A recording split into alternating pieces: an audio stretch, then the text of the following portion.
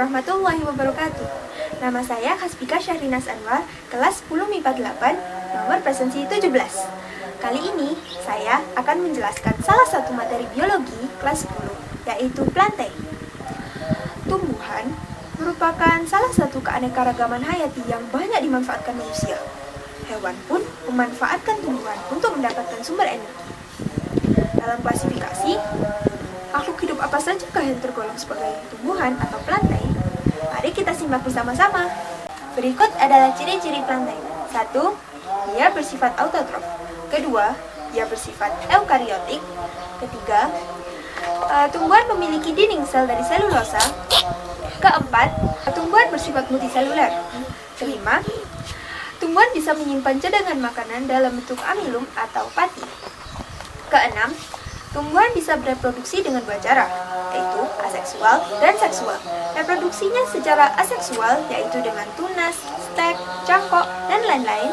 Sedangkan seksual adalah dengan cara dia memiliki benang sari dan ketik. Ketujuh, dia hidup di perairan atau di daratan. Kedelapan, tumbuhan bisa memiliki pergiliran keturunan atau metagenesis dalam hidupnya.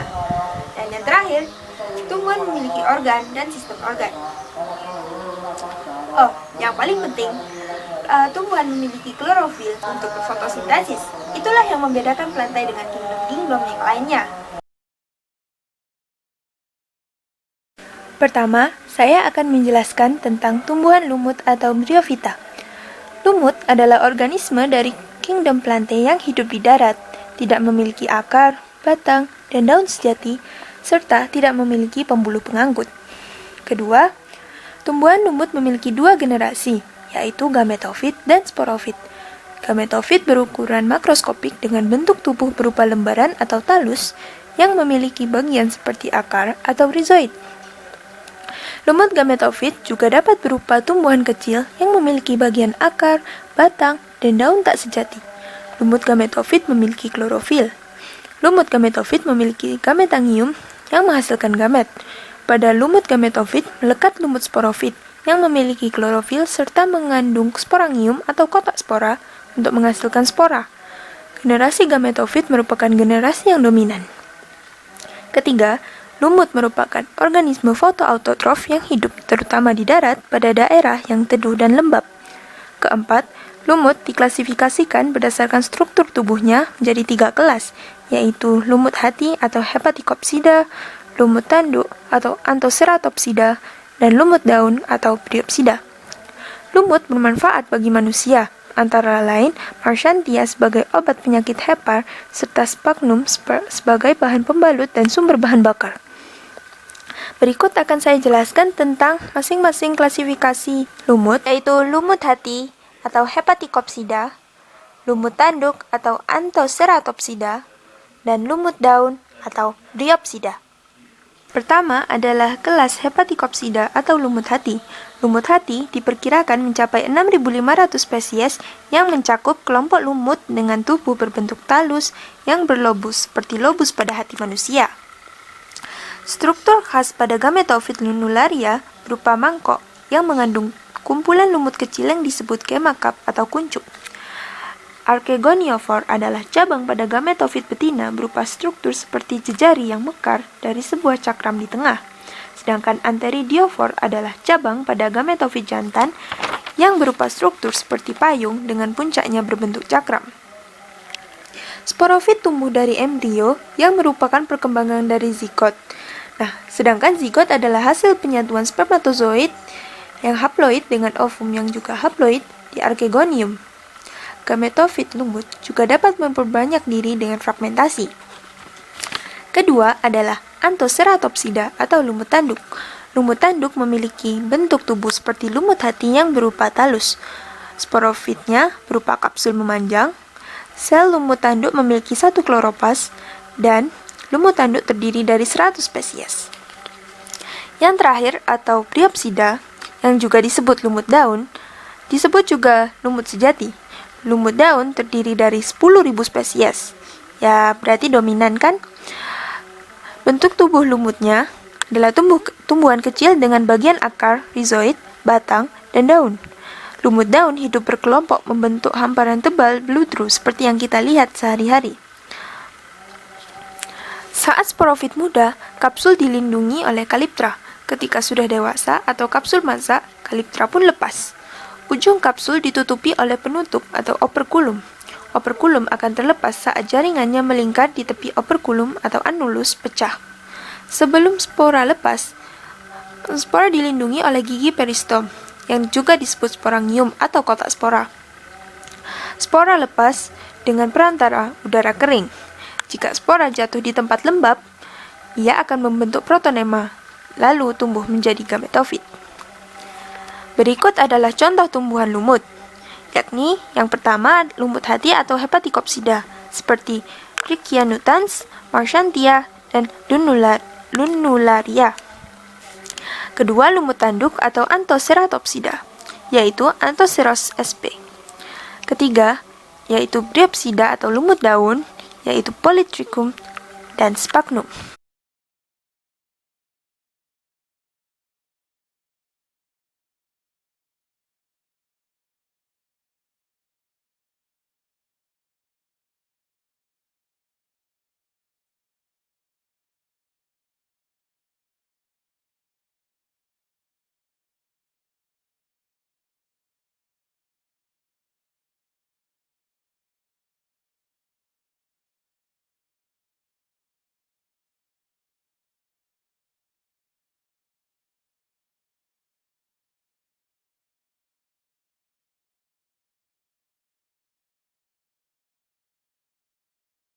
Baiklah, sekarang saya akan membahas tentang tumbuhan paku atau Pteridophyta.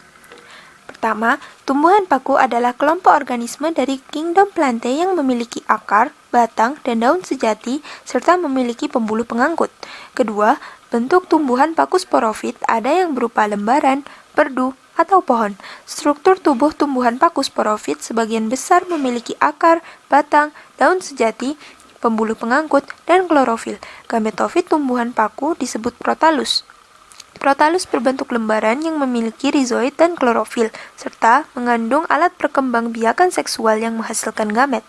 Tumbuhan paku merupakan tumbuhan fotoautotrof yang hidup terutama di darat pada daerah yang lembab. Tumbuhan paku bereproduksi secara aseksual dengan spora, kemudian tumbuh menjadi gametofit. Reproduksi juga dapat terjadi secara seksual, dengan fertilisasi ovum oleh spermatozoid yang selanjutnya tumbuh menjadi sporofit. Generasi gametofit dan sporofit terjadi bergiliran dalam daur hidup tumbuhan paku. Sporofit merupakan generasi yang dominan.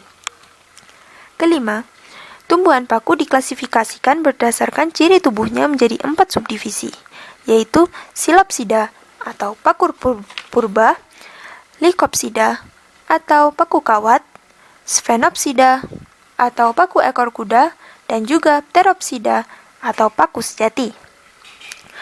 Nanti akan saya bahas satu persatu. Sedangkan tumbuhan paku bermanfaat bagi manusia antara lain untuk makanan, sayur, obat, pupuk, dan tanaman hias. Baiklah, sekarang saya akan menjelaskan tentang masing-masing klasifikasi tumbuhan paku yang 4 subdivisi tadi, yakni Silopsida, Lycopsida, Sphenopsida, dan Pteropsida. Oke, seperti yang saya jelaskan tadi bahwa tumbuhan paku diklasifikasikan menjadi 4 subdivisi. Pertama, saya akan membahas tentang paku purba atau Silopsida. Paku purba adalah sebagian besar paku yang telah punah. Tumbuhan ini hidup di daerah tropis dan subtropis. Sporofitnya ada yang tidak memiliki akar sejati dan ada pula yang tidak memiliki daun sejati atau paku terbuka. Paku purba daun berciri memiliki daun kecil atau mikrofil dan bersisik. Batangnya berupa cabang dikotomi dengan tinggi 30 cm hingga 1 meter. Dia tidak memiliki bulu pengangkut, berklorofil, cabang mengandung mikrofil dan sporangium. Gametofit bersimbiosis dengan jamur untuk memperoleh nutrisi. Contohnya Rhynia atau paku purba tidak berdaun dan Silotum atau paku purba berdaun kecil. Yang kedua adalah paku kawat atau Lycopsida. Paku kawat atau Lycopsida ini disebut juga sebagai pinus tanah. Tumbuhan ini mencakup genus Lycopodium dan Selaginella. Tumbuhan ini hidup di hutan daerah tropis dan subtropis, menempel di pohon atau hidup bebas di tanah, karena itu dinamai pinus tanah seperti tadi. Tumbuhan ini memiliki akar, batang, dan daun sejati yang kecil dan rapat. Selaginella terdiri dari Microsporangium, kalau jamak Microsporangia, dan Megasporangium, kalau jamak Megasporangia. Microsporangium adalah untuk yang jantan, sedangkan Megasporangium adalah untuk yang betina. Gametofitnya kecil dan tidak berklorofil. Contohnya, yaitu yang uniseksual, yaitu Selaginella atau paku rane, yang merupakan paku heterospora. Sedangkan yang biseksual adalah Lycopodium. Perlu diketahui kalau uniseksual itu adalah dia mengandung Antheridium saja atau Archegonium saja. Dan ada juga yang biseksual atau mengandung Antheridium dan Archegonium dalam satu tumbuhan. Ketiga adalah paku ekrokuda atau Sphenopsida. Asal dari genus Equisetum yang hidup di habitat lembab di lintang subtropis. Anggotanya banyak dan tumbuhan paku purba yang sudah punah menjadi fosil raksasa yang membentuk pohon hingga 15 meter. Episetum memiliki akar, batang, dan daun sejati. Batangnya beruas, dan tiap ruas dikelilingi daun kecil seperti sisik yang tersusun atas silika. Tumbuhan ini menghasilkan satu saja jenis spora, sehingga ia termasuk paku peralihan. Gametofitnya berukuran berapa milimeter yang digunakan untuk berfotosintesis. Dan tumbuhan ini termasuk dalam gametofit biseksual, contohnya Equisetum. Keempat, paku sejati atau Pteropsida. Pteropsida adalah paku yang paling banyak yang paling sering kita lihat. Habitatnya di daratan tropis dan subtropis. Jumlahnya hingga 12.000 jenis yang termasuk kelas Felicinae. Felicinae memiliki akar, batang, dan daun sejati. Contohnya Adiantum cuneatum atau suplir, Azolla pinnata atau paku sawah, dan Marsilea crenata atau semanggi. Baik, sekarang saya akan menjelaskan tentang pembagian yang ketiga, yaitu tumbuhan berbiji atau spermatofita. Tumbuhan berbiji adalah kelompok organisme dari kingdom Plantae yang hidup di darat, memiliki akar, batang, daun sejati, pembuluh angkut, serta menghasilkan biji, merupakan tumbuhan autotrof yang tersebar luas. Habitusnya berupa pohon, perdu, semak, atau herba. Ketiga, tumbuhan berbiji merupakan tumbuhan berheterospora. Struktur megasporangia dan mikrosporangia terdapat dalam satu badan, yaitu strobilus atau bunga. Reproduksinya secara seksual diawali dengan penyerbukan, kemudian fertilisasi. Tumbuhan berbiji terbagi kepada dua subdivisi, yaitu Gymnospermae dan Angiospermae. Gymnospermae diklasifikasikan menjadi 4 subkelas, yaitu Cisadinae, Coniferae, Genetinae, dan Gingodinae. Angiospermae pula merupakan tumbuhan berbiji tertutup yang memiliki bakal biji yang diselubungi oleh suatu badan yang berasal dari daun buah. Bunga yang sudah dibuahi akan berkembang menjadi buah. Angiospermae terbagi menjadi dua kelas, yaitu Dicotyledoneae atau dikotil dan Monocotyledoneae, monokotil. Tumbuhan spermatofita bermanfaat bagi manusia antara lain untuk makanan, yaitu sebagai sayur, sandang, papan, obat, penyimpanan air, sumber oksigen, dekorasi, dan kosmetik. Saya akan membahas Gymnospermae dan Angiospermae satu persatu. Pertama adalah subdivisi Gymnospermae atau tumbuhan berbiji terbuka. Bijinya tidak berada di dalam buah. Ciri utamanya, bakal biji tumbuh pada permukaan megasporofil atau daun buah. Habitusnya semak, perdu, atau pohon. Akarnya umumnya tunggang, batangnya tumbuh tegak lurus dan bercabang-cabang. Tumbuhan ini tidak memiliki bunga sesungguhnya. Sporofilnya terpisah, ini Strobilus jantan dan Strobilus betina. Dua daun buahnya dengan bakal biji menempel padanya. Penyerbukan hampir selalu anemogami atau dengan bantuan angin. Mikrosporangium dan megasporangium terpisah satu sama lain. Waktu penyerbukan dan pembuahan waktu relatif panjang. Gymnospermae terbagi kepada 4 subdivisi, yaitu kelas Cicadinae, Coniferae atau Coniferinae, Gnetinae, dan Ginkgoinae. Contohnya kelas Cicadidae yaitu Cicas rumpi. Ini tumbuhan yang habitusnya palem, berkayu, dan sedikit tidak bercabang. Kalau kelas Coniferae atau Coniferinae yaitu habitatnya semak perdu pohon, tajuk berupa kerucut. Contohnya ada Orthotaxae atau Taxus, Ordo Araucariales, Ordo Podocarpales, dan Ordo Pinales. Kalau kelas Gnetinae, ia berkayu, bercabang-cabang ataupun tidak, bunga berkelamin tunggal, tersusun majemuk, terdapat dalam ketiak daun pelindung yang besar, dan bunga betinanya bakal biji tegak. Ada Ordo Ephedrales, Ordo Gnetales, Gnetaceae, Ordo Welwitschales, dan juga ada kelas Ginkgoinae. Pohonnya bertunas pendek, daunnya bertangkai panjang, pasak atau kipas, tulang daun bercabang-cabang menggarpu. Tumbuhannya berumah dua, biji kulit luar berdaging dan kulit dalam keras. Dia terdiri dari satu ordo Ginkgoales dan satu famili Ginkgoaceae. Contohnya Ginkgo biloba. Yang kedua adalah subdivisi Angiospermae atau tumbuhan berbiji tertutup. Daun buah atau karpelanya terdapat dalam bakal buah yang terdapat dalam buahnya. Dia memiliki organ bunga, lengkap jika ada kelopak bunga, mahkota bunga, benang sari, dan putik. Habitusnya herba, semak, perdu, pohon. Akarnya serabut atau tunggang, batangnya bercabang-cabang atau tidak. Untuk lebih jelasnya langsung kita bahas ke kelas Dicotyledon atau dikotil dan Monocotyledon atau monokotil. Untuk kelas dikotil, ada subkelas Monoclamidae yang berkayu, anemogami, kelamin tunggal, dan satu kelopak bunga. Contohnya Casuarina ecosetifolia.